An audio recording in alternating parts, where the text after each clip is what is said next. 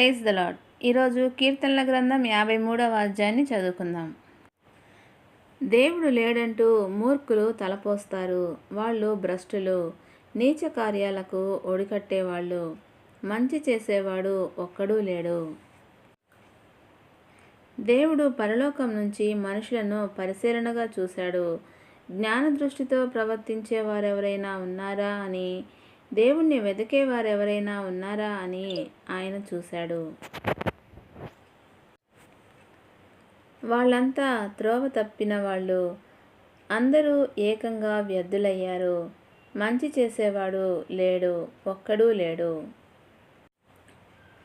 చెడుగు చేసేవాళ్ళు గ్రహించరేమిటి? వాళ్ళు దేవునికి ప్రార్థన చేయరు. పైగా నా ప్రజలను ఆహారం మింగినట్టే దిగమింగి వేస్తారు. భయపడవలసిన అవసరం లేనప్పుడు వాళ్లకు చాలా భయం కలిగింది. నిన్ను చుట్టుముట్టిన వారి ఎముకలను దేవుడు చెల్లాచెదురు చేశాడు. దేవుడు వాళ్లను త్రోసిపుచ్చాడు.